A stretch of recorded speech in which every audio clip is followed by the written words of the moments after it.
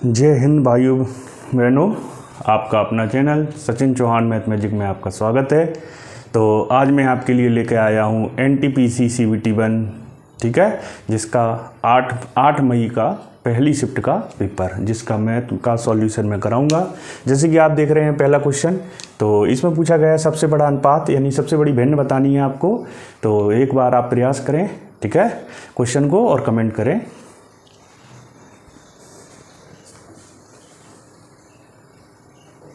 चलिए तो क्वेश्चन को सॉल्व करते हैं, ठीक है। तो जैसे कि आपको दिख रहा है क्या, 7/11, ठीक है, और 9/14, ठीक, और 11/18, 13/21, ठीक है। तो यहाँ से क्या करेंगे, आप इनका अंतर देखें कितना है, इनका अंतर 4, तो 4 से भाग दे दें तो 7/4, ये 9/5, ये 11, इनका अंतर देखेंगे 7, 13/8, ठीक है। तो इनको आप सॉल्व करेंगे अगर, तो देखो 4 से भाग देंगे, 4 एकम 4, 3/4 कितना होता है 0.75, ये भाग देंगे तो 5 एकम 5, 4/5 कितना होता है भाई 80%, कितना होता है 80% यानी 0.8। तो ये अगर सॉल्व करेंगे 7 एकम 7, 4/7 कितना होता है भाई, तो 1/60 14 सही होता है, तो 14 से 56, तो लगभग हम मान लेते हैं 6।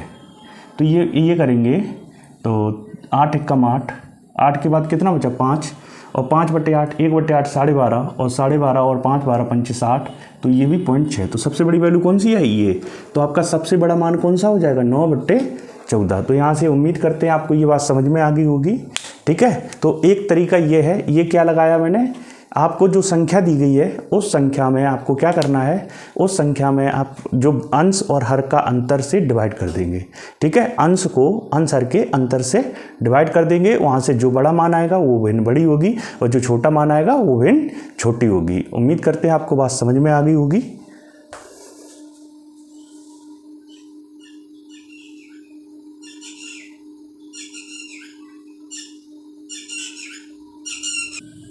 तो देखो एक तो तरीका ये हुआ, एक जो हम छोटे पे पढ़ते थे तरीका वो लगा सकते हैं क्या, तो हम थोड़ा इरेज कर लेते हैं इन चीज़ों को, ठीक है।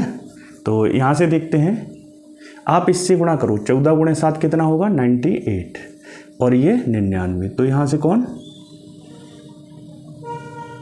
ठीक है, तो यहाँ से कौन बड़ा आया ये, तो ये वाली भिन्न को छोड़ दो। अब क्या करें, इसका काम खत्म हो गया। अब ये देखो 18 निम्मा कितना होता है 89 या 162, और ये गुणा करेंगे तो 154, तो इसका भी काम खत्म। अब इसका गुणा करेंगे 21 गुणे 9 कितना होता है भाई 21 गुणे 9, तो हो जाएगा ये यहाँ से कितना, तो ये कर लेंगे 21 गुणे 9, ठीक है, और ये कर लेंगे 14 गुणे 13। तो आप समझ सकते हैं यहाँ से कौन सी वैल्यू बड़ी आने वाली है, क्योंकि ये 180, ठीक है, ऐसे मान लो, और ये 14 13 कितना होगा भाई, क्या मान क्यों लो, गुणा कर लो भाई, 9 एकम 9, 9 दूनी 18, तो 13 169, और 13 कितना हो जाएगा 172, 182, ये 182। तो इनमें से देखो कौन बड़ा आया ये, तो ये सबसे बड़ी वैल्यू हो गई, ठीक है। आप कैंची गुणा करके देख सकते हो, ठीक है। तो आपको 2 तरीके बताएं, क्या सबसे बढ़िया मुझे तो जो लगता है वो क्या है, अंश बटे में अंश हर का अंतर, ये सबसे बेस्ट तरीका है, आप इसी को करें, ठीक है। उम्मीद करते हैं आपको बात समझ में आई होगी। तो चलते हैं अगले क्वेश्चन की ओर।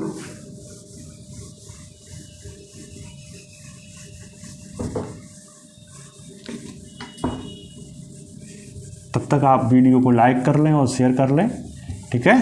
तो अगला क्वेश्चन देखते हैं क्या है भाइयों बहनों। क्वेश्चन नंबर 2 कह रहा है, ए पाइप है 12 घंटे में भर सकता है, दूसरा पाइप 18 घंटे में खाली कर सकता है, और ए को पहले खोला जाता है 4 घंटे बाद बी को। तो क्वेश्चन नंबर 2, ठीक है, क्वेश्चन नंबर 2 को करते हैं भाई। तो ए है 12 घंटे में, ठीक है, और बी है 18 घंटे में, ठीक है। तो सबसे पहले इनका काम बना लेंगे, और काम कैसे बनाते हैं, इनका लासा लेके, तो इनका लासा कितना हो जाएगा 36, तो 12 से भाग देंगे इसमें, तो क्षमता निकल आएगी यहाँ से, ठीक है। तो क्षमता निकलेगी 12 से भाग देंगे, 12 तिया 36, 18 दूनी 36। तो इसकी क्षमता 3 है, इसकी क्षमता 2 है। यानी एक दिन में ये 3 काम करता है और ये एक दिन में 2 काम करता है। इतनी बात आपको समझ आ गई होगी। अब क्वेश्चन में क्या कह रहा है, 4 घंटे बाद बी को भी खोला जाता है, यानी 4 घंटे तक ए अकेले काम करता है। तो 4 घंटे में ए द्वारा किया गया काम, ठीक है। तो 4 गुणे ए की क्षमता कितनी है 3, तो 12 काम कर लिए। तो शेष काम कितने बचे भाई, शेष काम तो 36 काम थे, 36 में से 12 हो गए, तो काम कितने बचे 24। इतनी बात समझ में आ गई आप लोगों को। किसी भाई बहन को कोई दिक्कत उम्मीद करते हैं नहीं होनी चाहिए। तो अब यहाँ से कह रहा है 4 घंटे बाद बी को खोला जाता है, तो टंकी को भरने में कितना समय लगेगा, ठीक है। टंकी को भरने में दूसरा पाइप 8 घंटे में, सॉरी क्वेश्चन थोड़ा मैंने गलत रीड कर लिया, ठीक है। दूसरा खाली कर सकता है, ठीक है।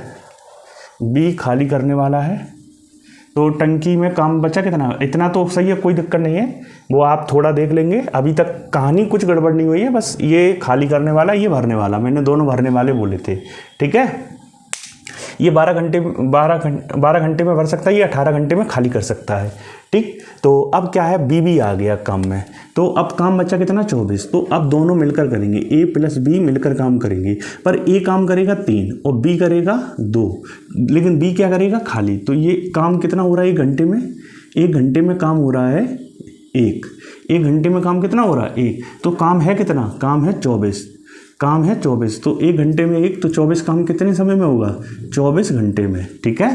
तो 24 घंटे में, तो पूरा काम क्या पूछा सवाल ने, पूरा काम कितने में समाप्त होगा। तो 24 घंटे तो ये लगे जब बी आ गया, और 4 घंटे ए ने अकेले काम किया, तो काम को कितने घंटे लगे 28 घंटे। तो पूरा काम जो समाप्त हुआ वो 28 घंटे में समाप्त हुआ, यानी ऑप्शन नंबर आपका डी आंसर आ गया है। तो देखो छोटी सी चीज़ है, थोड़ा क्वेश्चन कायदे से रीड करेंगे। क्वेश्चन दूर होने की वजह से मैंने वहाँ से सेंस से क्वेश्चन को रीड कर लिया, सेंस से नहीं करना है, ठीक है। सवाल गलत नहीं हुआ था, कोई दिक्कत नहीं। 12 घंटे 18 घंटे में ये भरता है, ये खाली करता है, तो हमेशा इनका लासा लेते हैं 36 से काम मिल जाएगा, क्षमता निकाल लेंगे। 12 से भाग देंगे 36 में 3 बार जाएगा, 18 से भाग देंगे 2 बार जाएगा, तो ये 3 काम बनाता है, ये 2 बिगाड़ देता है। तो काम हो कितना रहा 1 घंटे में 1, 24 काम करने थे तो 24 घंटे में 24 काम करेंगे, 4 घंटे पहले, तो 28 घंटे में काम समाप्त हो जाएगा, ठीक है। उम्मीद करते हैं आपको ये बात समझ में आ गई होगी। क्वेश्चन नंबर अगले की ओर चलते हैं। क्वेश्चन नंबर अगला कह रहा है एक माँ और पुत्री की आयु क्रमशः 36 और 12 है, ठीक है। तो क्वेश्चन नंबर 3 आप क्वेश्चन लग चुका है बोर्ड पे, तो आप देखेंगे, करें सॉल्व। क्वेश्चन नंबर 3 कह रहा है माँ और पुत्री है, ठीक है। तो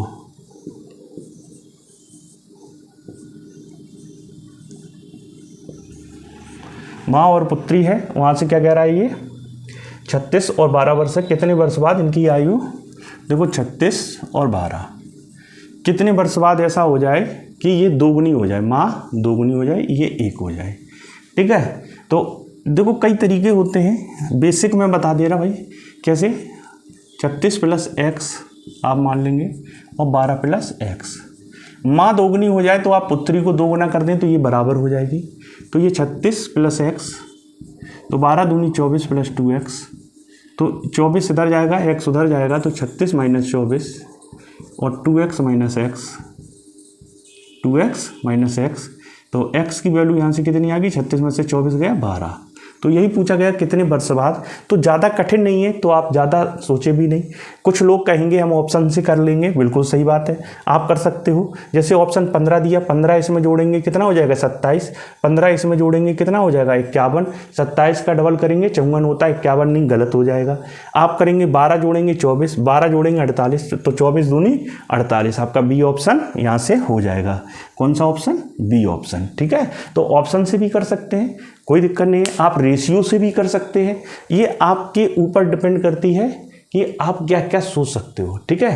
तो जैसे कि उम्मीद करते हैं आप मेरी बात को समझ पाए होंगे, ठीक है। अब चलते हैं क्वेश्चन नंबर 4 की ओर। क्वेश्चन नंबर 4 देखते हैं क्या कह रहा है। भाई वीडियो को लाइक सब लोग कर दिया करें, ठीक है। तो क्वेश्चन नंबर 4 कह रहा है एक घन है, प्रत्येक कोर की लंबाई 10 सेंटीमीटर है, घन के भीतर गोला है, घन के भीतर गोला है, ठीक है।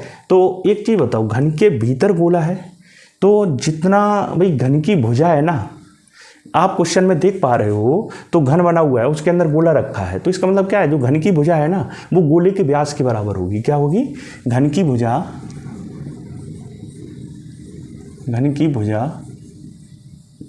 बराबर गोले का व्यास, ठीक है। तो घन की भुजा कितनी है? 10 सेंटीमीटर, सेंटीमीटर है, मीटर एक बार कंफर्म कर लूँ, 10 सेंटीमीटर, और व्यास क्या होता है 2r। तो इसका मतलब r की वैल्यू यहाँ से क्या आ गई, यहाँ से r की वैल्यू आ गई 5 सेंटीमीटर।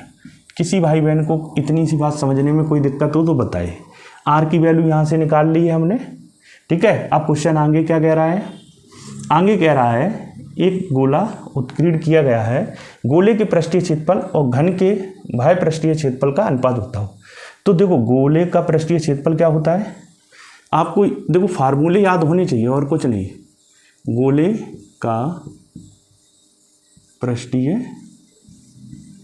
क्षेत्रफल, ठीक है, और अनुपात।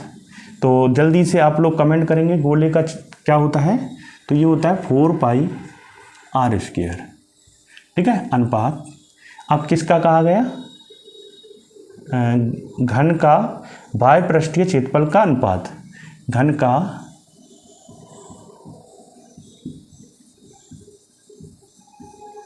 बाह्य पृष्ठीय क्षेत्रफल का अनुपात, ठीक है। तो घन का बाह्य पृष्ठीय क्षेत्रफल क्या होता है? 6a², 6a²। इतनी सी बात आप समझ पा रहे होंगे, किसी भाई बहन को कोई दिक्कत नहीं होगी। तो आप यहाँ से एक चीज़ समझ रहे होंगे, आपके यहाँ पे पाई कैंसिल होने का कोई चांस नहीं है। यानी ऑप्शन में जिसके पहले नंबर पे पाई है तो पाई अनुपात 6 या पाई अनुपात 3 आंसर आ सकता है। हालांकि आप वैल्यू रख दें तो 4 गुणे पाई, r का स्क्वायर यानी 25 का, 5 का स्क्वायर 25, अनुपात 6 गुणे 10 का स्क्वायर 100। क्योंकि भुजा कितनी थी? घन की भुजा थी 10 सेंटीमीटर, घन की भुजा कितनी थी 10, तो 10 का स्क्वायर 100, तो 25 से घटेगा, 25 चको 100, 100 से 100 कट जाएगा, तो ये पाई अनुपात 6, ऑप्शन नंबर ए आपका आंसर, ठीक है। तो किसी भाई बहन को कोई दिक्कत हो तो बता सकता है, मैंने बिल्कुल ही आराम से ये क्वेश्चन समझाया है। एक घन है और घन के अंदर आप गोले को रख रहे हैं, इसका मतलब है कि घन की जो भुजा है ना वो क्या होगी? गोले के व्यास के बराबर होगी। गोले का व्यास क्या होगा? 2r। तो त्रिज्या क्या होगी? r, ठीक है। तो भुजा कितनी थी घन की? 10, 10 का आधा 5, तो त्रिज्या कितनी होगी? 5, ठीक है। इतनी बात समझ में आ गई। घन का पृष्ठीय क्षेत्रफल क्या होता है? बाह्य पृष्ठीय क्षेत्रफल 6a², ठीक है। गोले का क्या होता है? 4πr², 4π, ठीक है, पृष्ठीय क्षेत्रफल 4πr²। आप वैल्यू रखेंगे, सरल कर लेंगे और आपका आंसर आ जाएगा। चलते हैं अगले क्वेश्चन की ओर। तो चलते हैं क्वेश्चन नंबर 5 पे। तो क्वेश्चन नंबर 5 क्या कह रहा है? 9 मैचों में औसत रन 55 है। तो क्वेश्चन नंबर 5 क्या है? 9 मैच में औसत कितना है? 55, ठीक है। 10वां मैच खेल रहा है तो 10वें मैच में कितने रन बनाए? 85। तो आप 85 को क्या लिख सकते हो? 85 को 55 + 30। क्यों? क्योंकि सबके पास 55 थे तो इसे भी अपने पास 55 रखने हैं, तो इसने एक्स्ट्रा कितने बनाए? 30। तो औसत में आप एक चीज़ याद रखेंगे, औसत में कोई भी चीज़ एक्स्ट्रा हो या एक्स्ट्रा मिले या कमी हो या वृद्धि हो या कमी हो, शुद्ध भाषा में क्या कहूँ, या वृद्धि हो या कमी हो, तो वो सबको बांटनी पड़ेगी। आपको क्या करनी पड़ेगी? सबको। तो सब कितने लोग हो गए? 10। तो 10 में बांटोगे, 3 से कट गया, तो औसत कितनी थी? 55। तो 3 की वृद्धि होगी तो कितनी हो जाएगी औसत? 58। तो नया औसत आपका 58 हो जाएगा। तो यहाँ से उम्मीद करते हैं भाई किसी भाई बहन को कोई दिक्कत नहीं होगी। तो क्वेश्चन नंबर 5 ये हो गया है। क्वेश्चन नंबर 6 पे चलते हैं। तो क्वेश्चन नंबर 6 क्या कह रहा है? 2 बसें हैं, एक ही समय पे शहर से चलती हैं। 2 शहर मान लो A और B, यानी कि बीच की दूरी कितनी है? 264, ठीक है। एक बस यहाँ से जा रही, एक बस यहाँ से जा रही, ये जा रही है 22 किलोमीटर प्रति घंटा की गति से और ये जा रही है 26 किलोमीटर प्रति घंटा की गति से। ठीक है, तो अब पूछा गया समय, तो समय क्या होता है दूरी बट्टे चाल।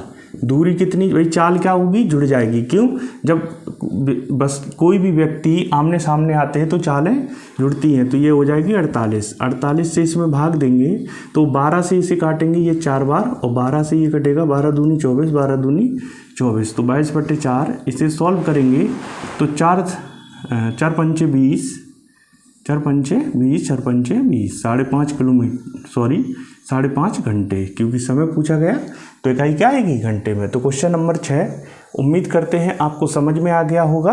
क्या था, 2 बसें हैं एक ही समय पर, 2 शहर की एक दूसरे को, जैसे कि आप समझ लें लखनऊ से कानपुर, एक बस लखनऊ से कानपुर आ रही है और एक कानपुर से लखनऊ जा रही है। तो इस कंडीशन में जब कोई चीज़ आमने सामने होती है तो चालें जुड़ जाती हैं। ठीक है, तो ये चीज़ आप ध्यान रखेंगे। और चलते हैं क्वेश्चन नंबर 7 की ओर। 7वां क्वेश्चन क्या है, आपके बोर्ड आप देखेंगे क्वेश्चन नंबर 7 बोर्ड पे आपका लगा हुआ है। ठीक है, तो क्वेश्चन नंबर 7 कह रहा है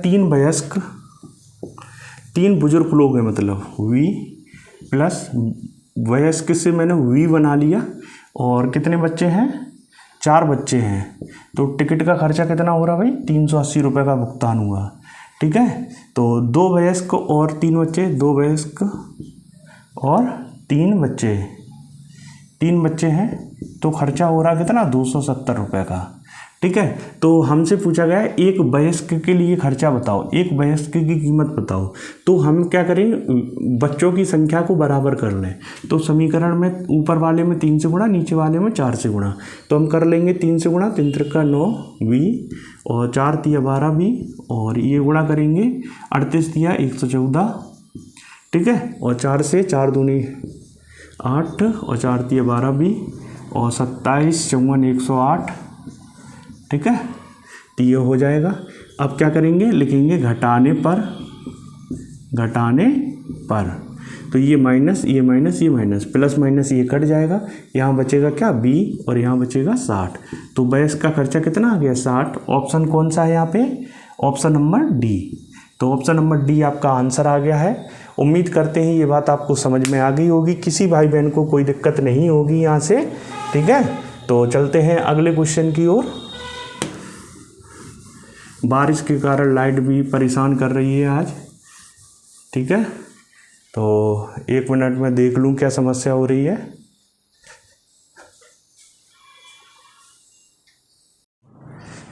तो चलते हैं क्वेश्चन नंबर 8 की ओर।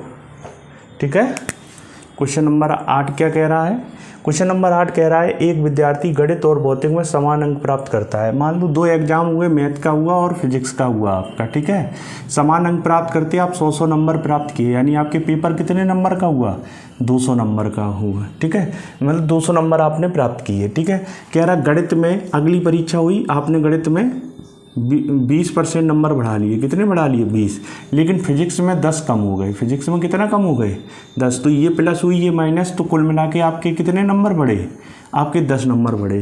तो प्रतिशत वृद्धि आपके टोटल में कितनी हुई, तो टोटल में भाई टोटल कितना है आपका 200 नंबर का, तो 10 की बढ़ी है तो गुणे 100, तो 2 जीरो कट गई, ये 5%। तो इसका मतलब आपका क्या आंसर आया, 5%। अच्छा, कुछ बच्चे गड़बड़ कर देंगे क्या, यहाँ पे वो x + y वाला तरीका लगा देंगे। क्या लगा देंगे, 20 बड़ी है, 10 की कमी होगी, माइनस 20 × 10/100, तो ये 0 0 काट देंगे, तो 10 और 2 12, यानी 8%। ये गलत होगा भाई। क्यों गलत होगा, ये जब लगाते हैं, जैसे मान लो आपने एक कॉपी खरीदी, ठीक है, तो उसकी कीमत मैंने पहले बढ़ा दी फिर घटा दी, तो उस कॉन्सेप्ट में ये चीज़ तो लगेगी। ठीक है, यहाँ पे नहीं, यहाँ क्या कह रहा है, आप बात को समझेंगे क्या। यहाँ पे बात ये है कि आपने क्या किया है यहाँ से, कि एक सब्जेक्ट था फिजिक्स, एक था मैथ, तो भाई वहाँ पे जो आपको एक में 100 नंबर आए, एक में 100 नंबर आए, तो इस हिसाब से आपके 200 नंबर आए हैं। तो एक में आपके नंबर बढ़े हैं, एक में घटे हैं, तो आपके टोटल पे क्या प्रभाव पड़ेगा, तो टोटल है कितना आपका, आपको पहले 200 नंबर मिले थे, कितने 200। अब कितने हो गए 210। तो टोटल में आपको कितने परसेंट की वृद्धि हुई, तो 200 से 210 हुआ है, तो आपकी 5% बढ़ी ना, क्योंकि 10 200 का कितना परसेंट 5%। उम्मीद करते हैं अब ये कहानी आपको समझ आ गई होगी और आप ऐसी गलती नहीं करेंगे। देखो मैंने समय क्यों लिया कि ये छोटी छोटी चीज़ ही एग्जाम में गलत कराती हैं। ठीक है, तो क्वेश्चन नंबर 9 बोर्ड पे लग चुका है, आप कृपया करके क्वेश्चन को लगाने का प्रयास करें। ठीक है, और वीडियो को लाइक शेयर जरूर करें भाई, चैनल को सब्सक्राइब जरूर करें जो नए भाई बंधु हैं चैनल पे। ठीक है, तो क्वेश्चन नंबर 9 साइन ए लिख दूँ मैं भाई, साइन ए 5/7। ठीक है, पूछा गया है 5 cos ए माइनस, ठीक है 7 साइन ए बटे 2√6 sec ए प्लस 7 cos स्क्वायर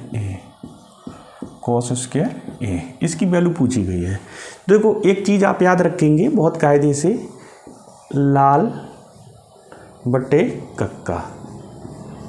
ठीक है, तो देखो एल का मतलब है यहाँ पे लंब, ठीक है, ए मतलब आधार, ठीक, और के मतलब कर्ड। तो हमने पाइथागोरस फिर में पढ़ी है क्या, कर्ड स्क्वायर बराबर आधार स्क्वायर प्लस लंब स्क्वायर। उसकी ज़रूरत क्यों पड़ेगी, क्योंकि हम इसकी वैल्यू, इन सब की वैल्यू बना लेंगे। ठीक है, क्योंकि देखो लगाने को मैं फार्मूले से लगा सकता हूँ, लेकिन मैं चाहता हूँ आप लोग जो आर्ट साइड से पढ़े हैं उनको आसानी से चीज़ें आ जाए। फार्मूले भाई त्रिकोणमिति में 500-600 फार्मूले हैं, तो याद करने पड़ेंगे ऐसे। ठीक है, तो ज़्यादा कठिन ना करके सिंपल भाषा में समझते हैं। तो साइन क्या होता है, ये देखो ये साइन की वैल्यू होती है साइन cos tan। तो लंब और कर्ड, ये आपको क्या दिया गया, लंब दिया गया और कर्ड दिया गया। तो आपको निकालना क्या है, आधार। तो आप लिखेंगे आधार स्क्वायर बराबर क्या होता है, कर्ड स्क्वायर माइनस लंब स्क्वायर। तो हम करेंगे 7 का स्क्वायर माइनस 5 का स्क्वायर, और ये आधार का स्क्वायर क्या आ जाएगा, अंडर रूट। तो ये हो जाएगा कितना 49 माइनस 25 यानी √24। कितना आ जाएगा, √24। ठीक है, अब आप समझ गए होंगे उम्मीद करते हैं। तो देखो अब यहाँ से एक चीज़ ध्यान रखो, हमने क्या कहा, cos ए की वैल्यू क्या होगी, आधार बटे कर्ड।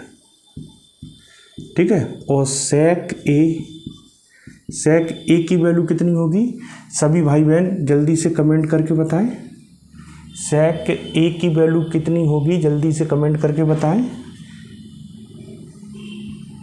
कर्ड बटे आधार। देखो साइन का अपोजिट कोसेक, साइन का अपोजिट होता है कोसेक, और सेक का अपोजिट कॉस ए, मतलब कॉस कोसेक अपोजिट होते हैं। ये बात आप समझ, टेन और कॉट अपोजिट होता है। ठीक है, तो ये आधार कर्ड और ये कर्ड आधार, बस यही वैल्यू यहाँ पे उठा के रखनी है हमें, है ना। ठीक, तो अब देखते हैं कहानी को। 5 cos ए, एक मिनट रुकना, कॉस नहीं है सॉरी, कोसेक है। अभी देखो गलत हो जाता है यहाँ पे सवाल, कोसेक ए, और कोसेक क्या होता है, साइन का अपोजिट। साइन का अपोजिट होता है, तो ये 5/7 दिया, हम क्या लिख देंगे 7/5 माइनस 7। साइन ए की वैल्यू कितनी है 5/7, ये हो जाएगा बट्टे 2√6।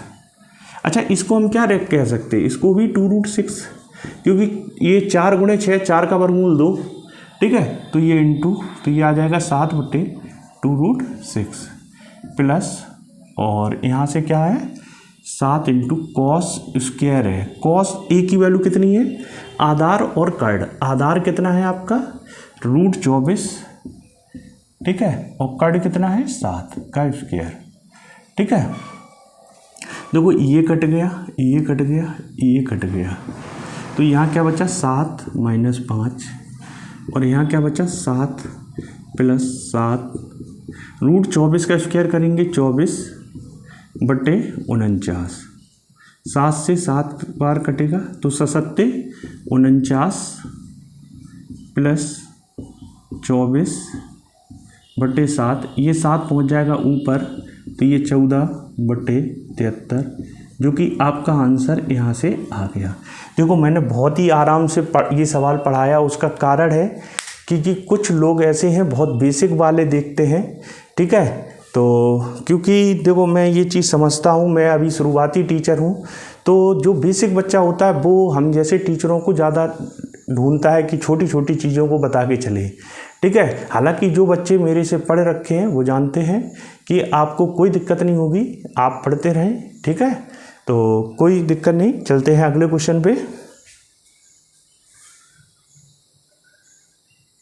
तो क्वेश्चन नंबर 10 देखते हैं। क्या साधारण ब्याज का दे रखा है 5,000 रुपये टी वर्षों में 6% की दर से। क्या 5,000 रुपये टी वर्षों में 6% की दर से, ठीक है। और बोला 7,500 रुपये 4 वर्षों में 4% की रेट से ब्याज बराबर है। क्या बराबर है? ब्याज।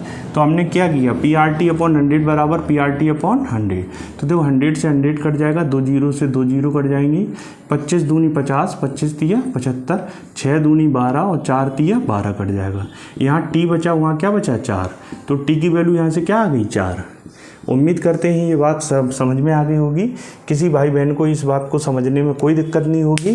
क्वेश्चन नंबर 11 की ओर चलते हैं। क्वेश्चन नंबर 11 बहुत अच्छा सवाल है, एलजेब्रिक सवाल है, ठीक है। जो कि ऐसे सवाल देखो ग्रुप डी में भी पूछे गए हैं, ऐसा नहीं है ये क्वेश्चन ग्रुप डी में नहीं बन सकते हैं। ग्रुप डी के लिए बहुत महत्वपूर्ण क्वेश्चन है, क्योंकि आए दिन कंपटीशन का लेवल बढ़ता जा रहा है, तो एग्जामिनर भी कुछ क्वेश्चनों को रिपीटेशन में करने में लगा है यहाँ से। तो ये क्या लिखा है, 21Q प्लस -2 का Q प्लस -19 का Q, इसका आंसर आपको चाहिए। तो देखो जब भी ये सवाल है, ये अभी मैंने एक CBT 2 में शिफ्ट 2 का पेपर 7 मई का सॉल्व कराया था, तब मैंने कहा था इस सवाल को एक तरीके से और लगा सकता हूँ, XQ plus YQ plus ZQ के तरीके से, है ना। तो आज देखो इसी तरीके से कर लेते हैं इस क्वेश्चन को, किसी भाई बहन को कोई दिक्कत नहीं होनी चाहिए यहाँ से, ठीक है। हालांकि देखो यूनिट डिजिट से क्यों नहीं कर रहा है, यूनिट डिजिट से 2 आंसर आपको मिल रहे हैं। उस दिन यूनिट डिजिट से एक ही ऑप्शन था, अलग अलग यूनिट डिजिट थे, तो मैंने कर लिया था। आज यूनिट डिजिट नहीं लगा रहा, क्योंकि 2 ऑप्शन है यूनिट डिजिट के, ठीक है। तो ये क्या है, XQ plus YQ plus ZQ, इस तरीके से ये लिखा हुआ है। तो आपने एक चीज़ याद रखना, X plus Y plus Z equal to अगर 0 हो तो इसका आंसर हो जाता है 3XYZ। क्या आंसर हो जाता है? 3XYZ। अच्छा 0 हो तो आप ये चीज़ देखो, ये क्या लिखा, प्लस का 21, ये माइनस का 2, ये माइनस का 19, इसे सॉल्व करोगे तो क्या आ रहा है आपका? 0 ही तो आ रहा है, क्योंकि ये देखो -21, ये +21, तो 0। तो इसका आंसर आएगा 3, ठीक है, इंटू 21 इंटू 2 इंटू 19। अब इनका गुणा करना है, इनका गुणा करना है। तो अब आप ऑप्शन देखेंगे तो 2 3 9 4, 4 6 4 8, 2 3 9 7, 2 3 5 4। अब एक चीज़ बताओ, 3 ये लिखा है और 21 का 3, तो ये 9 है ना, यानी ऑप्शन 9 से कटना चाहिए। किससे? 9 से। तो देखो 5 और 4 3, 2 3 5, 9 से नहीं कटेगा, तो 7 और 2 9, 9 कट जाएगा, ये 3 से, यहाँ 3, ये 9 से नहीं कटेगा। 6 4 10 18 कट जाएगा, यहाँ 2 बचा, तो ये 9 से नहीं कटेगा। Answer number A. तो इतना बड़ा हम गुणा करने की कोई आवश्यकता नहीं है। आप यहाँ पे छोटे छोटे पॉइंटों को लगा के समय को बचाएंगे और क्वेश्चन को हल करेंगे। उम्मीद करते हैं आपको बस ये बात समझ में आनी चाहिए, XQ plus YQ plus ZQ की वैल्यू क्या होती है। जब X plus Y plus Z की वैल्यू 0 हो तब ये 3XYZ होती है। इतनी बात आप याद रखेंगे, ठीक है। तो चलते हैं क्वेश्चन नंबर 12 की ओर। उम्मीद करते हैं किसी भाई बहन को कोई दिक्कत नहीं होगी। क्वेश्चन नंबर 12 बहुत ही अच्छा क्वेश्चन है। ये कह रहा है 375 रुपये प्रति सेट की दर से, ठीक है, 7 एक समान सेट खरीदे हैं, ठीक है, 7 सेट को खरीदा है। तो कह रहा है 16% प्रति सेट लाभ पर शेष को 3 को, देखो ध्यान समझेंगे, 3 सेट को हमने 16% लाभ पर बेचा और 4 सेट को बेचा है कितने पे, 24% लाभ पर, ठीक है। तो अच्छा हम कुल लाभ कहें तो आप क्या कर लो, इनको गुणा करो, 16 × 48, यहाँ लाभ कितना हुआ 16 × 48, यहाँ 96, ठीक है। तो कुल लाभ निकाले, इनको जोड़ लो और 7 से भाग कर दो, तो ये जोड़ेंगे तो जोड़ेंगे 144/7, कुल लाभ आपका कितना होगा 144/7। क्वेश्चन नंबर 12 में लिख दे रहा हूँ, ठीक है। तो कुल लाभ होगा ये गुणा क्यों किया, क्योंकि एक सेट पे वो क्या कह रहा है क्वेश्चन, आप सही से रीड करना कि 3 सेट को 16% प्रति सेट, 16% प्रति सेट, तो 3 सेट तो 1 पे 16, तो 3 पे 48% लाभ। ऐसे ही बच्चे कितने भाई 7 सेट थे, तो बच्चे कितने 4 सेट, एक सेट पे 24, तो 24 × 4 96, तो टोटल लाभ आपको याद होगा। एक सेट है कितने का 375 का, सेट कितने हैं आपके 7, और लाभ कितना है 144/7, और परसेंटेज हटा के बटे में क्या आएगा 100, तो ये लाभ आ जाएगा, ये क्या आ जाएगा आपका लाभ, ठीक है। उम्मीद करते हैं आप मेरी बात को समझ पाए होंगे। ऑप्शन दिया है बेटा 5, 7, 2, ठीक है, 5, 8, 8, 5, 4, 0 और 5, 0, 4, ठीक है। तो देखो भाई इसको भाई 7 से 7 कट जाएगा, ये 9 है, क्या है 9, तो ये 9 भाई नीचे 9 है नहीं, ठीक है। ऊपर का डिजिट सम अगर हम ध्यान से देखें तो 9 आ रहा है, तो आंसर में 9, 7, 2, 9, 5 गलत, 8, 8, 16, 16, 5, 21 गलत, तो भाई इन दोनों का डिजिट सम 9 है। अब इन दोनों में से आंसर देखना होगा, तो आप एक चीज़ समझेंगे भाई, अगर हम सरल करें तो 25 से ये कटेगा कितना 15 बार, 25 से ये 4 बार, ठीक है, और 4 से ये काटेंगे तो ये 36 बार, तो इकाई का अंक क्या आएगा 0, तो आपका आंसर ये हो जाएगा, ठीक है। तो कभी कभी देखो चीज़ें नहीं होती हैं, यहाँ पे 2 ऑप्शन निकल आए, 2 निकल आए तो फिर थोड़ा अलग तरीके से क्वेश्चन को सॉल्व कर लेंगे, ऐसा नहीं है देखो हर बार आपका ही समय चीज़ें चलेंगी। तभी कहता हूँ देखो आप कंपटीशन की तैयारी कर रहे हैं तो आप क्या है हर चीज़ के लिए तैयार रहेंगे, केवल यही नहीं शॉर्ट रील पढ़ रहे हैं, कुछ बच्चे हैं बस स्क्रॉल करने में लगे शॉर्ट रीलों को, वहाँ से क्वेश्चन सीख रहे हैं। यार इतना आसान हो नौकरी लेना तो फिर ये 30 लाख लोग जो 35 लाख फॉर्म भरते हैं ना सबको मिल जाएगी ना, ऐसा नहीं है, ठीक है। तो बाकी आप लोगों की मर्जी है, देखो मैं तो कुछ नहीं कह सकता, ठीक, आप लोग सब समझदार हैं, AI का ज़माना चल रहा है, कुछ बच्चे तो टेस्ट करते समय ही AI का यूज कर लेते हैं। भाई बच्चों से कुछ नहीं कहा जा सकता है, बच्चे महान हैं आज के ज़माने के।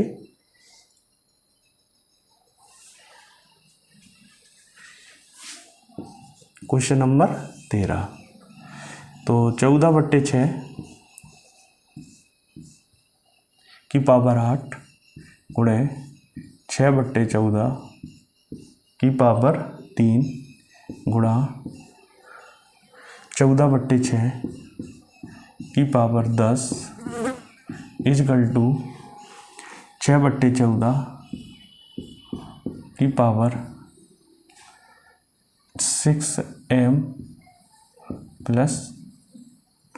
9m+9 ये दिया गया है।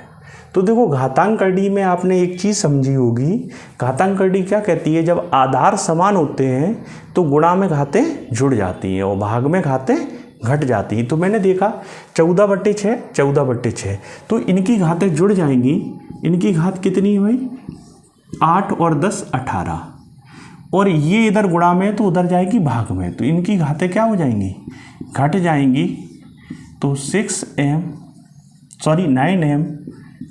9m+9 तो ये हो जाएगा 14/6। अब एक चीज़ करिए आप, ये 6/14 लिखा है, ये 14/6, इसे पलट लो। जब किसी संख्या को हम पलटते हैं तो घातें बदल जाती हैं, अगर प्लस की है तो माइनस की हो जाएगी, माइनस की है तो प्लस की हो जाएगी, ठीक है, ये बात याद रखेंगे। क्योंकि अब देखो इनके आधार समान हो गए, आधार समान होने से क्या होगा घातों की हम तुलना कर सकते हैं, ठीक है।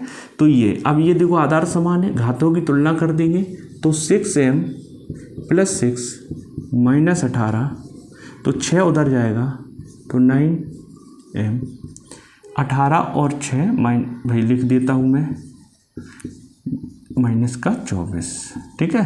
तो ये m की वैल्यू जो आएगी -24/9, 3 से कटेगा 8 और 3 से कटेगा 3, तो m की वैल्यू जो आएगी -8/3 आपका आंसर हो जाएगा। उम्मीद करते हैं किसी भाई बहन को कोई दिक्कत नहीं होगी। ऑप्शन नंबर सी आपका यही है, तो आप देख लेंगे आंसर को, ठीक है। क्वेश्चन एक बार मैं देख लूँ, ऐसा तो नहीं कट गया हो, ठीक है। क्वेश्चन नंबर 14 की ओर चलते हैं भाई। देखो कुछ क्वेश्चन बहुत अच्छे पूछे गए हैं। तो देखो भाई एग्जामिनर ऐसा है भाई, 30 क्वेश्चन जैसे आपके एग्जाम में आ रहे हैं, तो 17 से 18 तो क्वेश्चन बिल्कुल नॉर्मल होंगे, ठीक है। फिर 7-8 क्वेश्चन को मॉडरेट रखेगा और 4-5 क्वेश्चन को थोड़े अच्छे लेवल पे ले जाएगा। ये तरीका होता है, ठीक। अभी आप कुछ समय बाद जब जो भाई ऑफलाइन पढ़े हैं वो जानते हैं, मेरे टेस्ट सीरीज को जब करते हैं तो क्या होता है, ठीक है। तो अभी ऑनलाइन में भी दिखेगा आपको वो चीज़ें। धीरे धीरे मैं सारी चीज़ें लाऊंगा, बस आप लोग साथ दे दें। चैनल पे नए भाई बहनों को जोड़ें अधिक से अधिक, लेकिन आप लोग कुछ कर ही नहीं रहे हैं, वहीं के वहीं चैनल को स्थिर कर दिया है, ठीक है। तो ये में दिया गया। अब ये कह रहा है 4 अंकों की सबसे बड़ी संख्या बताइए। 15, 12, 14 से विभाजित करने पर क्या कह रहा, 15, 12 और 14 से भाग देने पर शेषफल जो है, शेष क्या आना चाहिए, शेष 5 आना चाहिए। शेष क्या आना चाहिए, 5 आना चाहिए। अच्छा एक चीज़ बताइए, 15 क्या होता है भाई, 3 × 5, और हम 5 से भाग दें और शेषफल 5 आए, यानी संख्या का इकाई का अंक 5 होना चाहिए, क्योंकि वो 5 से कटना चाहिए ना। क्योंकि अगर शेषफल 5 आ रहा तो 5 से 5 कट जाएगा ना, तो ये हो नहीं सकता, ये हो नहीं सकता, ये 2 बचे हैं, है ना। इतनी बात समझ में आ गई। किसी भाई बहन को कोई दिक्कत। अब देखो 3 से भाग दे रहा, किससे, 3 से। तो एक चीज़ बताओ, 3 से भाग देने पर 5 में पहले भाग दो, तो यहाँ शेषफल क्या आएगा, 2। तो अब अंकों को जोड़ो, कहाँ शेषफल 2 आ रहा, तो 9 कट जाएंगे, 5, 10 में 3 से भाग दोगे शेषफल 1 आएगा। कितना आएगा, 1। तो ये गलत, आंसर डी डॉग आपका आंसर। इस तरीके से इस क्वेश्चन को आप करेंगे, ठीक है। तो उम्मीद करते हैं आप बात को समझ गए होंगे। मैंने विभाज्यता द्वारा इस क्वेश्चन को कर दिया है, ठीक है। तो चलते हैं भाई अगले क्वेश्चन की ओर।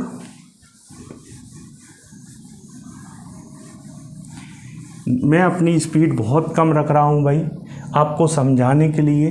जो क्वेश्चन समझाने के लिए, विभाज्यता वाले क्वेश्चन मैं बहुत स्पीड में कर देता हूं, लेकिन यहाँ नहीं कर रहा हूं क्योंकि कुछ नए बच्चे मिलते हैं तो कहते हैं भाई बेसिक से बता दिया करो। तो ये एक कंपनी है, 5 घंटे में, ठीक है, 5 घंटे में कितने बता रहा था, तो जो पता है उससे भाग, जो पूछ रहा है उससे गुणा। तो भाई ये 5 से ये 2 बार कट जाएगा, तो ये गुणा कर लेंगे, 17 दूनी 34, ठीक है, और ये 152, ये गुणा कर लो। तो आपको ऑप्शन में मिल जाएगा इकाई का अंक कितना, 4 दूनी 8। इकाई का अंक 8 देखो किस ऑप्शन में है, 51, 68, 51, 68, ऑप्शन नंबर ए। कितने भाई को ये बात समझ में आ गई, नहीं आया, ऐसे लिख, एक एक नियम पढ़े हैं छोटे पे कि 5 घंटे में कितना काम किया, 17 घंटे में कितना काम करोगे, तो ऐसे लिखते थे बटे 5, और फिर 17 में पूछा गया तो 17 से गुणा। उसी चीज़ को एक लाइन में मैंने लिखा है। अब आप 5 से भाग दे देंगे इसमें और 17 से गुणा कर देंगे, ठीक है। तो हमने ध्यान से देखा 5 से ये क्या है, 0 का मतलब 10 होता है। क्या होता है, हम इसे ऐसे लिख सकते हैं 152 × 10 लिख सकते हैं। तो हम 5 से काटेंगे, ये कटेगा 2 बार। तो देखो 2 दूनी 4, 4 × 7 28, 28 का मतलब इकाई का अंक 8। इकाई का अंक केवल एक ऑप्शन में 8 है, तो आप उसी से ये क्वेश्चन लगा देंगे। तो उम्मीद करते हैं आप मेरी बात को समझ पाए होंगे। चलते हैं क्वेश्चन नंबर अगले की ओर। क्वेश्चन नंबर अगला क्या कह रहा है, कोई धनराशि 5% के 3 वर्षों में 4600 रुपये हो जाती है।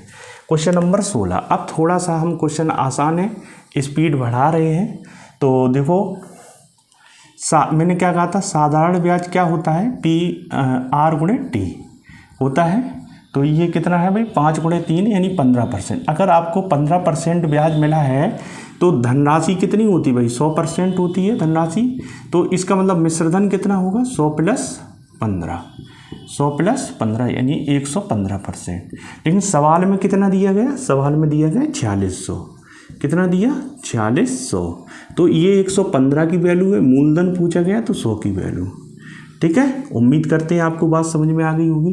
23 से कटेगा ये 5 बार और 23 से कटेगा ये 200 बार और 5 से ये कटेगा 40 बार। 40 गुणे 100 कितना होता है, 4000।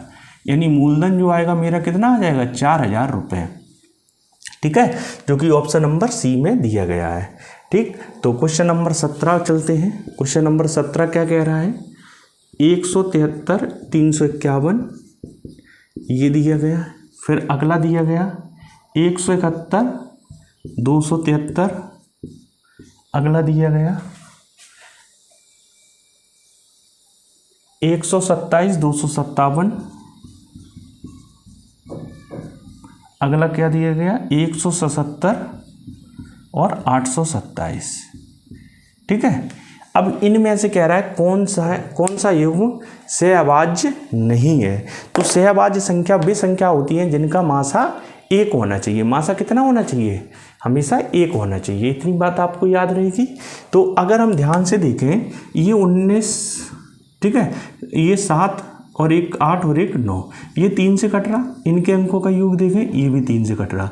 तो इनका मासा क्या हो जाएगा, 3। तो आपका आंसर आ जाएगा बी। ठीक है, बाकी सब क्या है, सहअभाज्य संख्या है। तो मेरा टारगेट हमेशा रहता है, मैं पहले 3 को पकड़ता हूँ, फिर 4 को, फिर 8 को, ठीक है, फिर 7, फिर 11, फिर 13, क्योंकि 3 बहुत ही सरल क्वेश्चन है 3 से। और 3 को 9 को भी देख लो, 3 9 में से कोई एक। ठीक है, तो क्वेश्चन नंबर चलते हैं 18 की ओर। क्वेश्चन नंबर 18 भाई, ये क्वेश्चन नंबर 18 आप लोग जल्दी से आंसर करेंगे, क्योंकि ये क्वेश्चन भाई 3 शिफ्टों में मैं करा चुका हूँ। बार बार वही आ रहा और इसका एक ही आंसर आता, सी नंबर। चौथा दिन है और चौथे दिन में भी उम्मीद करते हैं सी आंसर निकलेगा इसका।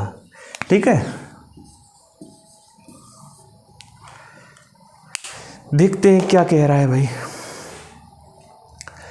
पहला छूट दिया 43 और 19, कितना दिया 43% और 19। तो 43 + 19 माइनस 43 गुणे 19 बटे 100। ठीक है, तो 43 19 कितना हो जाएगा भाई, ये 9 3 12 52 62, ये हो जाएगा 62% माइनस, ये एक काम कर लो आप, 19 को 76 यानी 8 मान लो। 8 अगर हम कम कर दें तो ये कितना आ जाएगा, लगभग 54%। लगभग कितनी वैल्यू आ जाएगी, लगभग 54%। लगभग में निकाल लो, क्योंकि वो खुद कह रहा है लगभग में बता दो, कोई दिक्कत नहीं। अगला क्या दिया है, अगला दिया 41 21 49 हुआ, 3 दे दिए 41 21 49। देखो हर एक क्वेश्चन में वही डिजाइन कर रहा है। अगर अब आप देखो, एक चीज़ ध्यान से देखो, अगर हम 41 और 49 दो डिस्काउंट ही दे दें तो ये कितना हो रहा भाई, ये इनको जोड़ेंगे ये 90 और 90 में इनका गुणा कर लेंगे तो 50 गुणे 40 कितना होता है 20 70। तो यही 70% छूट दे रहे जो 50 से बड़ी है। तो इसका जो लगभग में आंसर आएगा वो 80% आएगा, जो कि 54 से बड़ा है। ठीक है, 54 से बड़ा है। आप सॉल्व कर लेंगे ना, मैं नहीं कर रहा हूँ, तीनों छूटों को सॉल्व कर लेंगे। ये 54 से बड़ा है। क्यों आप एक चीज़ बताओ, जैसे मैं दुकानदार हूँ, मैं आपको वस्तु बेचूंगा तो बेचते समय मैं ये देखूंगा आपको कम से कम छूट दूँ, तभी तो मुझे लाभ होगा। मुझे लाभ कब होगा, जब मैं आपको छूट कम से कम दूँ। तो ये 54% छूट दे रहा और यहाँ लगभग 80%। 80 हम कहते 70 भी आती है, तो 54 से बड़ी है ना, तो ये लाभ देगी दुकानदार को, ये क्या करेगी, हानि करेगी। ठीक है, तो उम्मीद करते हैं अब आप बात समझ गए होंगे। सी में देखो क्या कह रहा है, सी में कह रहा है 5 खिलौने को 35% की छूट पर, उसके बाद प्रत्येक खिलौने को 3% की छूट पर। प्रत्येक को चाहिए कितने भाई, नीचे डी के बाद देखो क्या लिखा है, एक ग्राहक 5 खिलौने, तो 5 खिलौने खरीदने हैं, तो यहाँ पे आपको छूट कितनी मिल रही है, यहाँ 35%। तो देखो अभी तक सबसे कम ये हो गई, यहाँ 54, यहाँ 80, यहाँ 35। ठीक है, डी देखते हैं, डी क्या कह रहा है। अगर आपने 5 खिलौने खरीदे और 4 खिलौने मुफ्त में, तो आपने कुल खरीदे कितने 9, क्योंकि 5 खरीदे और 4 फ्री, तो 9 और छूट कितने की मिली 4। तो ये कितना होगा 1/9 क्या होता है 11 सही। तो ये 44% कितना होगा 44 सही 4/, ठीक है 11, सॉरी 9। तो ये लगभग 45% लिख लो आप, क्या लिख लो 45। तो सबसे कम कौन सा मिला सी। देखो मैंने कहा था चौथा दिन है, चौथा भी दिन सी आंसर, क्योंकि वो जानता है इनमें आप ऑप्शन से सॉल्व करोगे, ऑप्शन से सॉल्व करना है, ठीक है। तो हम तभी हमेशा कहते हैं ऑप्शन से कभी भी कोई भी चीज़ सॉल्व करनी हो तो आप बी और सी को पहले करो, ठीक है। तो ये यहाँ से चांस ज़्यादा रहता है सही होने का, ठीक। तो चलते हैं अगले क्वेश्चन की ओर, ठीक। अभी भाई जिस भाई को समझ में आ गया होगा तो ठीक है। अच्छा ये एक चीज़ मैं समझा दूं, मैंने अरेंज कर दिया, कोई बात नहीं, फिर भी समझाता हूं। आप डी ऑप्शन में देखेंगे 5 खिलौने खरीदने पर 4 खिलौने मुफ्त। मुझे पता है यहाँ हो सकता है कुछ भाइयों को दिक्कत हो रही हो, तो आप मुझे एक बार बताएं, आप बाज़ार में साबुन खरीदने जाते हैं तो वहाँ लिखा होता है 3+1, 3+1 लिखा होता है। तो आप एक चीज़ बताइए 3+1 में आपको वो टैप लगा के देता है, 4 साबुन में क्या करता है टैप लगा के देता है, लेकिन आपसे रुपए लेता है, तो रुपए लेते समय पूरे रुपए लेता है, कोई डिस्काउंट देता है नहीं। तो आपने 4 खरीदे, क्या कहेंगे 4 खरीदे, वही चीज़ मैंने समझाई, ठीक है। 1 फ्री है, अब एग्जैक्ट आपको कॉस्ट नहीं पता वहाँ से, ठीक है। हाँ आप एक सॉल्व करके वहाँ से निकाल सकते हो चीज़ों को, ठीक है।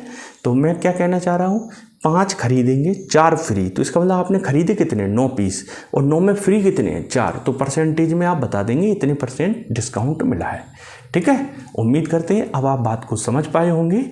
चलते हैं अगले क्वेश्चन की ओर।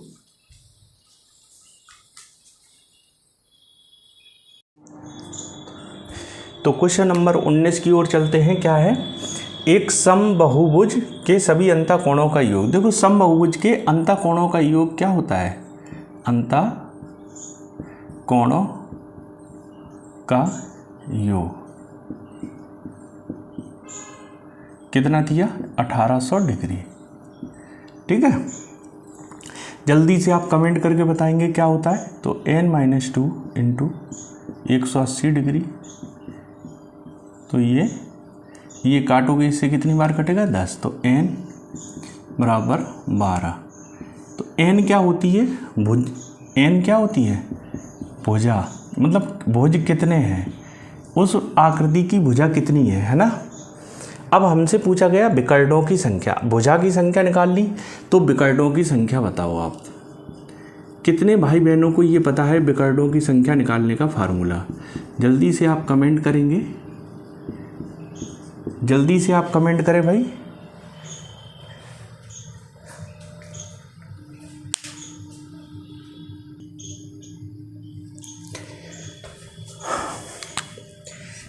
नहीं पता भाई, होता है n-3/2। तो यहाँ से निकालेंगे क्या 12, और 12 में से 3 गया 9/2, तो ये 2 से कटेगा 6, 6 निम्मा 54। तो आपकी विकर्णों की संख्या कितनी आ जाएगी 54। तो आप यहाँ देखो 2 फार्मूलों को याद रखेंगे और इनको आप बिल्कुल ही हाईलाइट कर लेंगे ग्रुप डी के लिए। आप भाई ग्रुप डी के लिए इन क्वेश्चन को नहीं छोड़ेंगे, ये आप बात मानेंगे। इन क्वेश्चन को हर हाल में आपको सॉल्व करना है, ठीक है। चलते हैं अगले क्वेश्चन की ओर। क्वेश्चन नंबर 20 क्या कह रहा है, देखो अब कुछ क्वेश्चन सरल है तो मैं थोड़ा स्पीड अपना बढ़ाता हूँ, वीडियो ज़्यादा बड़ी होना सही नहीं रहता। ये कह रहा है क्वेश्चन नंबर 20, 1000 रुपये की कोई वस्तु की MRP है, MRP पर छूट दी है उसने 18% और 15% के बाद अंतिम विक्रय मूल्य बताओ। तो 18% छूट दी तो कितने का बेचा 82/100, और 15 की छूट दी तो 85/100, ठीक है। 1 2 3 1 2 3, ठीक है। तो यहाँ से 5 से कटे, ये 5 से काट लो 17 बार, और 5 से ये कटेगा 41 बार, तो 41 × 17 आप गुणा कर लेंगे, 17 एकम 17 और 17 चौको 68 और 1 तो 697 रुपये। ठीक है, उम्मीद करते हैं ये बात आपको समझ में आ गई होगी। क्वेश्चन नंबर 21 क्या कह रहा है, यदि किसी वस्तु को पहले 15% बढ़ाया फिर 12% कम कर दिया, तो मैंने क्या कहा था, इस चीज़ में हमेशा क्या लगा, x + y plus minus X Y upon 100। आप इस तरीके से लगा सकते हो, आप फ्रैक्शन वैल्यू से लगा सकते हो। मैं आपको ये नहीं कह रहा फार्मूला ही लगाना है। कुछ भाई कहने लगेंगे नहीं आप हर जगह एक्स वाई लेके आ जाते हो। भाई मेरी सिरदर्दी नहीं है, आप जिस तरीके से समझना चाहें आप समझ लीजिए। मुझे जो सरल लगता है मैं आपको वो बताऊंगा अपने अनुभव से।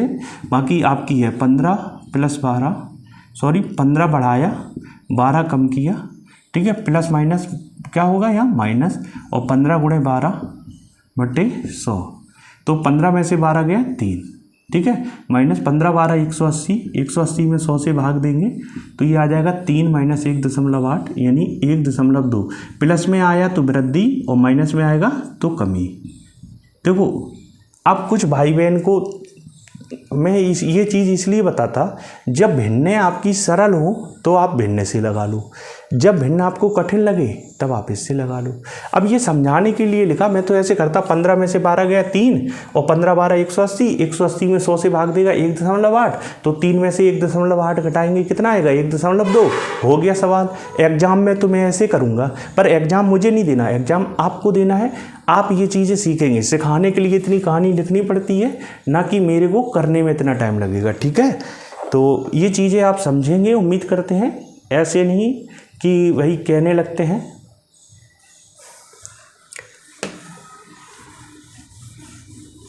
मेरा काम है पढ़ाना, मैं हर तरीके से पढ़ाऊंगा जिससे नया बच्चा भी सीख पाए और पुराना बच्चा को भी कोई दिक्कत नहीं होनी चाहिए। मैं ये भाई पढ़ाने से किसी को नुकसान नहीं होगा, ये चीज़ की मेरी गारंटी है। बस ईमानदारी से आप जो पढ़ा रहे पढ़ते रहना, किसी भाई बहन का कुछ भी नहीं जाएगा, मैथ में सही स्कोर आएगा, मैथ की मेरी गारंटी है। बाकी आप अपना देख लें जो भी है। देखो क्वेश्चन आपको दिख रहा होगा, क्वेश्चन को मैं तोड़ के लिख ले रहा क्योंकि थोड़ा समय बचाना चाह रहा। 16 × 2 इतने बड़े क्वेश्चन होते हैं, यही डिजिटल बोर्ड का फ़ायदा होता है, वहाँ पे क्वेश्चन सेट होता है, थोड़ा समय बच जाता है। यहाँ नहीं है मेरे पास, थोड़ा परेशान हो रहा हूँ। आप लोग जितनी जल्दी से चैनल को बड़ा करेंगे उतनी जल्दी से ये भी काम हो जाएगा। ठीक है, तो ये हो जाएगा 5√3, तो ये हो जाएगा क्या 4√3, क्योंकि 2 का वर्गमूल आएगा 2 और 2 × 2 4, 16 का वर्गमूल आएगा 4 तो √2 अंदर रह जाएगा, और 25 का वर्गमूल 5 तो √2 अंदर रह जाएगा। ठीक है, तो यहाँ से क्या आ जाएगा 3 + √6 और ये लाइन। देखो 5 में से 4 गया तो √3 बचेगा, और 5 में से 4 गया तो √2 बचेगा। इतनी बात समझ में आ गई। अब एक चीज़ आप बताओ, 3 को हम क्या लिख सकते हैं, 3 को हम ऐसे लिख सकते हैं √3 × √3, थोड़ा बड़ा लिख दूँ √3 × √3, ये भी तो 3 ही लिखा है, तो यहाँ से क्या है ये, और √6 को क्या लिख सकते हैं √3 × √2। ये चीज़ें देखो सीखनी पड़ेंगी आपको। अब √3 यहाँ से कॉमन आ जाएगा, क्या आ जाएगा कॉमन √3, तो यहाँ क्या, यहाँ √3 2 थी, एक बाहर आ गई तो एक बचेगी, यहाँ √3 बाहर चलेगी तो क्या बचेगा √2, क्योंकि यहाँ बटे में क्या ये प्लस, ठीक है, √3 + √2, तो ये चीज़ भाई क्या हो जाएगी कट जाएगी। देखो भाई यहाँ प्लस क्यों आएगा, क्योंकि देखो यहाँ प्लस की वैल्यू बढ़ी है, यहाँ भी प्लस की वैल्यू बढ़ी है, तो यहाँ बीच में प्लस आएगा तो ये कट जाएगा, तो आंसर आएगा आपका √3, जो कि ऑप्शन किस में दिख रहा है आपको, ऑप्शन नंबर ए में आपका आंसर दिख रहा है। उम्मीद करते हैं आपको बात समझ में आई होगी। ठीक है, किसी भाई बहन को कोई दिक्कत नहीं होगी यहाँ से। तो क्वेश्चन नंबर 23 की ओर चलते हैं।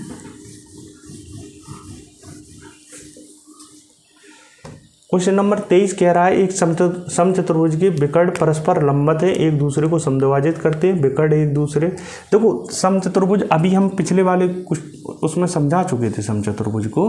तो भाई समचतुर्भुज है कोई, समचतुर्भुज सीधी सीधी बात में ये समझ लो कि एक वर्ग की तरीके से काम करता है, किसके वर्ग। ठीक है, तो इसमें क्या होता है, ये 90 डिग्री पे काटता है, तो 90 के सामने वाली भुजा को हम क्या कहते हैं, कर्ण कहते हैं। और इसकी विकर्ण ये D1 है, ये D2 है, ऐसे मान लो। तो ये आपस में बराबर कटते हैं, है ना। जैसे मान लो ये भुजा 10 है तो ये 5 5 में बटेगी, ये 20 है तो ये 10 10 में बटेगी। इस तरीके से ये हो जाता है। तो विकर्ण के बारे में कहा है इसने क्या, D1 और D2। तो ये अगर x है तो ये x प्लस 10 है, ये कहा है। अब इसने दिया क्या है, बोला एक विकर्ण दूसरे विकर्ण से 10 सेंटीमीटर लंबा है, सम क्षेत्रफल दे रखा है, समचतुर्भुज का क्षेत्रफल। तो क्षेत्रफल होता क्या है, 1/2 विकर्णों का गुणनफल, विकर्णों का गुणनफल बराबर 600। तो ये क्या हो जाएगा, उधर जाएगा 1200 और ये चीज़ क्या होगी, d। हमने इसे क्या कहा, ये x है और ये x प्लस 10 है, इनका गुणा करना है, ठीक है। तो आप एक चीज़ बताओ, 1200 आपको बहुत अच्छी से समझ में आ रहा होगा, ये क्या लिखा, 4 गुणे 3 तो 40 और 30 मिल गया ना। तो एक विकर्ण 30 है और एक 40 है और इनका गुणा करेंगे तो देखो 1200। तो विकर्ण आपको उम्मीद करते हैं आप समझ में आ गया होगा कि दो विकर्ण दिए गए थे, विकर्ण दिए गए क्या 10 अंतर है, तो एक 30 है एक 40 है, ठीक है। तो कैसे पता चला, समचतुर्भुज का क्षेत्रफल क्या होता है, 1/2 विकर्णों का गुणनफल इक्वल टू 600। तो बट्टे का 2 उधर गुणा में गया 1200, 1200 के ऐसे फैक्टर करूँ अंतर 10 हो तो 40 गुणे 30, तो विकर्ण मिल गए। अब विकर्ण मैंने क्या कहा, आधे आधे हो जाते हैं, तो ये 15 15 और ये 20 20। अब ये भुजा 15 है, ये 20 है, तो ये भुजा कितनी होगी, कर्ण 25। क्योंकि देखो 3 4 5 रेशियो क्या होता है, 3 4 5, ये 25। तो परिमाप क्या होता है, परिमाप होता है 4 × a, क्योंकि ये a है, भुजा है, ये किस समचतुर्भुज की भुजा, तो समचतुर्भुज का क्षेत्रफल के परिमाप कितना हो, 4 तो 4 × 25, तो ये कितना आ जाएगा 100। तो उम्मीद करते हैं सब भी भाई बहन को ये क्वेश्चन समझ में आ गया होगा। क्वेश्चन देखने से भयानक है पर है नहीं, कॉन्सेप्ट आपको ध्यान रखने हैं और कुछ नहीं है क्वेश्चन में, घबराना नहीं होता है। देखो ये गणित के क्वेश्चन कुछ ऐसे होते हैं, ये खेत में पुतले खड़े कर दिए जाते हैं ना जानवरों को डराने के लिए, उसी टाइप के, वैसे ही ये है, ठीक है। ये डराने के लिए आपको, लेकिन आपको डरना नहीं है, ठीक है। चलते हैं अगले क्वेश्चन की ओर, ध्यान से समझेंगे बस। क्षेत्रफल बराबर क्या होता है, क्षेत्रफल बराबर होता है समचतुर्भुज के 1/2 विकर्णों का गुणनफल, जो दिया गया 600, तो 2 इधर से गुणा में जाएगा 1200, तो ये थी x, ये x प्लस 10। तो ऐसी संख्या मान लो जिनका अंतर 10 हो, गुणा करें 1200, तो 40 और 30, ठीक। तो उम्मीद करते हैं समझ में आ गई होगी बात। जिसको ना आया हो वीडियो रिपीट कर ले, क्योंकि मैंने 2 बार 3 बार तो रिपीट कर ही दिया है। आप उसे दोबारा रिपीट करेंगे तो इसका मतलब आप एक बार रिपीट करेंगे तो आपके सामने 6 बार मैं बोलता हुआ दिखूंगा, ठीक है। अगला क्वेश्चन है क्वेश्चन नंबर 24।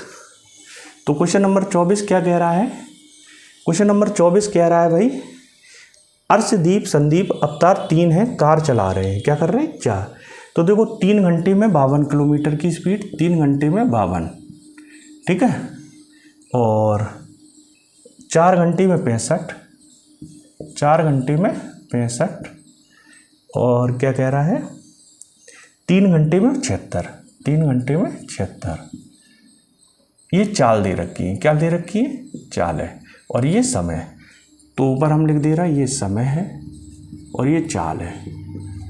तो औसत चाल क्या होती है, कुल समय, कुल समय, तो हम इनको ऐड कर लेंगे 4 3 7 और 10। कुल समय पता है और कुल दूरी, तो दूरी नहीं पता है, तो दूरी होती क्या है, दूरी होती है चाल गुणे समय। दूरी कितनी होती है भाई, चाल गुणे समय।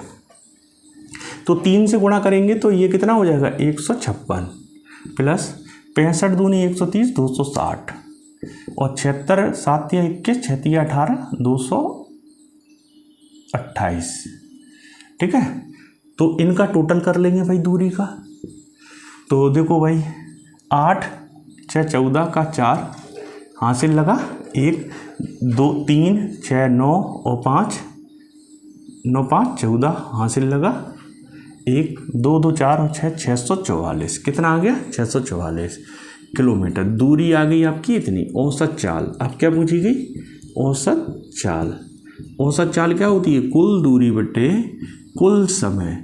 तो 10 से भाग देंगे तो 64.4 किलोमीटर प्रति घंटा। उम्मीद करते हैं ये बात आपको समझ में आ गई होगी।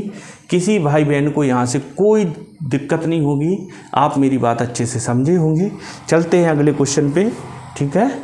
और नहीं आया आप फिर वही चीज़ वीडियो को रिपीट करके एक बार समझेंगे। मैं नहीं चाहता आपका कीमती समय बर्बाद हो, ठीक है, क्योंकि जो कुछ बच्चे कमज़ोर हैं आप ये कर सकते हैं, क्योंकि कुछ बच्चे अच्छे होते हैं, बार बार वो मेरी ये बातें सुनेंगे तो वो बेचारे परेशान हो जाएंगे, ठीक है, उनका भी ख्याल रखना पड़ेगा हमें ही। तो ये कह रहा P 8 घंटे में, Q 4 घंटे में भर सकता है। Q ने दोनों पाइप प्रत्येक एकांतर रूप से भरते, Q ने शुरू करता है, ठीक है। बहुत सरल सवाल है, P और Q पहले देख लूँ, दोनों भरते हैं 8 घंटे में, Q 4 घंटे में भरा जा सकता है, ठीक है। ये 8 घंटे में, ये 4 घंटे में भर सकता है, दोनों पॉजिटिव है। काम की शुरुआत कौन कर रहा है? ये कर रहा है, शुरू क्यों कर रहा है? तो पहले काम बना लें। काम क्या होता है? लासा। तो इनका लासा क्या आ जाएगा? 8। तो क्षमता निकालेंगे। क्षमता कितनी होगी भाई? क्षमता 8 से इसमें भाग देंगे 8 में एक बार, 4 से देंगे 2 बार। अब एक चीज़ बताओ, काम की शुरुआत कौन कर रहा है? क्यू। तो क्यू काम करेगा, फिर अगले दिन कौन? ये, फिर क्यू, फिर ये, फिर क्यू। तो देखो इनको ऐड करेंगे तो ये कितना हुआ? 8। तो 8 काम हो गए। तो देखो 1 2 3 4 5 कितने दिन लगे? 5 दिन, ठीक है। तो आंसर क्या आ जाएगा आपका? 5। तो ये देखो, ये तो मैंने बच्चों वाला तरीका मान लो काम बहुत ज़्यादा होते फिर क्या करते। तो उम्मीद करते हैं ये तरीका भी आपको समझ में आ गया हो। भाई जब पेपर में समझ में नहीं आए तो आप ऐसे भी लगा सकते हैं, ठीक है। तो एक एक दिन काम कराओ, Q P Q P Q, जब तक कराओ टोटल आपका प्राप्त ना हो जाए, ठीक है। तो 5 आ गए। अब देखो क्या करेंगे, क्यू प्लस पी, यही तो काम कर रहे हैं। तो ये एक दिन में दो काम करता है, ये एक। तो इन्होंने घंटे हैं, क्या है? घंटे। तो 2 घंटे में कितना काम किया? 3। तो 3 में कितने से गुणा कर दें 8 के पास पहुंच जाए? 2 से। तो 2 से इधर कर लो। तो 4 घंटे हो गए और काम कितने हो गए? 6 काम। इतनी बात समझ में आ गई? 4 घंटे में काम कितने हो गए? 6। तो अब बचा कितना काम बचा है? 2 काम बचे हैं। तो अब आएगा कौन? क्यू। तो वो कितना समय लेगा? 1 घंटा। तो टोटल समय कितना लगा? 5 घंटा। काम कितने हो गए? 8। तो ये काम हो गया समाप्त। तो कितने समय में? 5 घंटे में। आप ऐसे सोच सकते हो। अब आपके सोच के ऊपर है कैसे कैसे सोच सकते हो। चलते हैं अगले क्वेश्चन की ओर, ठीक है। मैंने सब तरीके से समझा दिया। Question number 26। क्वेश्चन नंबर 26 कह रहा है 2200 रुपये अंकित मूल्य वाले वाटर को 40% की छूट देता है, भुगतान पर 20% की। देखो 2 छूट दे रहा है। 2200 रुपये MRP है, 40% छूट दे दी तो यानी 60% पे बेचा, फिर 20% की छूट दे दी तो 80% पे बेचा। 1 2 2 जीरो कट गई, 2 जीरो ये कट गई। तो 22 8 6 48, इनका गुणा करना है। 8 दूनी 16, इकाई का अंक 6। तो आप ऑप्शन में देखें, इकाई का अंक 6, 1056 आंसर। कितना आंसर आ जाएगा? 1056। उम्मीद करते हैं आप ये बात समझ गए होंगे। Question number 27। क्वेश्चन नंबर 27 क्या है? क्वेश्चन नंबर 27 है 2 बहनों की आयु का अनुपात 5:7 है। 2 बहनें हैं 5 और 7 के रेशियो में। ये वर्तमान है। क्या है? वर्तमान, ठीक है। अब यहाँ से क्या कह रहा है? 4 वर्ष बाद उनका आयु का अनुपात 6:8 हो जाता है। छोटी बहन की वर्तमान आयु बताओ। छोटी बहन की वर्तमान आयु, छोटा, इनमें छोटा कौन है? 5। तो छोटी बहन की आयु क्या होगी? 5 रेशियो में है। तो यानी जो ऑप्शन होगा वो 5 का गुणज होगा। कितने ऑप्शन 5 से कट रहे हैं? तो आप देखेंगे एक ऑप्शन है बी, जो कि 5 का गुणज है 20। तो छोटी बहन की आयु कितनी हो जाएगी? 20। तो पेपर के हिसाब से मैंने क्वेश्चन कर दिया है। बाकी आप चैप्टर पढ़ेंगे तो चैप्टर में हम आपको बताएंगे ये क्वेश्चन कैसे बनेगा, ठीक है। तो चलते हैं अगले क्वेश्चन की ओर। ये कह रहा है क्वेश्चन नंबर 28 है क्या? 88 से विभाजित है। तो 968, 1144 और 1232, 1058। 88 से विभाजित नहीं है। ये क्या है बेटा? 11 × 8 और 8 क्या है? 4 × 2, यानी संख्या 4 से 4 से 44 कट 68 कट जाएगा, 44 कट जाएगा, 32, 58 नहीं कटेगा, तो यही आंसर हो गया। तो 28 का डी डॉग आंसर। किसी भाई बहन को कोई समझ में दिक्कत, हमें ऐसा नहीं 88 11 की व्यवस्था लगाएं ये लगाएं, इतना कठिन सवाल बनाने की कोई आवश्यकता नहीं है। सवाल जब आपसे सरल पूछ रहा है, आप सरल तरीके से करके शांति से उसे निपटा दें। क्वेश्चन नंबर 29 क्या कह रहा है? 29 कह रहा है 5 संख्याओं का औसत 18.5 है। 5 का औसत 18.5 है। कह रहा है एक संख्या को हटा दें, एक संख्या को हटा दें तो औसत 16 हो जाता। अब एक चीज़ बताओ, जो मान लो मैंने कहा x को हटाया तो x 18.5 तो ये लेके जाएगा ना। इतनी बात समझ में आ रही? भाई सबके पास 18 रुपये हैं तो x जा रहा तो 18 तो ले जाएगा, ठीक है। ऐसे ही 18.5 है तो 18.5 ले जाएगा, ठीक। लेकिन हुआ क्या, औसत रह कितनी गई? 16, तो कितनी कम हो गई? 2.5। तो ये क्या किया भाई, ये 4 लोगों से 2.5 और ले गया। कितने लोगों से? 4 लोगों से। तो इसका मतलब x था कितना? x था 28.5, ठीक है। x था कितना? 28.5। उम्मीद करते हैं आप ये बात समझ गए होंगे अच्छे से। तो क्वेश्चन नंबर 30 आज की क्लास का लास्ट क्वेश्चन। तो आप लोग से फिर अनुरोध करते हैं, एक बार फिर से आप अपने चैनल को अधिक से अधिक लोगों में शेयर करें और लाइक शेयर सब्सक्राइब कराएं, ठीक है। तो ये ABC 60,000 80,000, देखो 60,000 80,000 और 1,20,000 ये लगाते हैं, ठीक है। तो इनका रेशियो बना लो, 20 से कटेगा 3 बार, 20 से 4 बार, 20 से 6 बार। तो जो भी जिस रेशियो में रुपए लगाता है उसी रेशियो में बढ़ता है। तो ये हम टोटल करेंगे, कितना होगा? 13 की वैल्यू सवाल ने कितनी दी है? 78,000। तो 1 की वैल्यू कितनी आ गई? सॉरी, पूछा क्या गया एक बार देख लो, क्यों 1 निकालना पूछा है। C B से कितना अधिक? देखो C कितना अधिक ले रहा? 2। तो 13 की वैल्यू 6 है, ठीक है। 1 की वैल्यू 6,000 तो 2 की वैल्यू 12,000, ठीक है। तो ये क्या निकालना है? C B से कितने रुपए अधिक कमा रहा है? 12,000 रुपये। उम्मीद करते हैं आपको क्लास पसंद आई होगी। तो अधिक से अधिक शेयर करें और चैनल को सब्सक्राइब करवाएं। जय हिंद, मिलते हैं अगली क्लास में।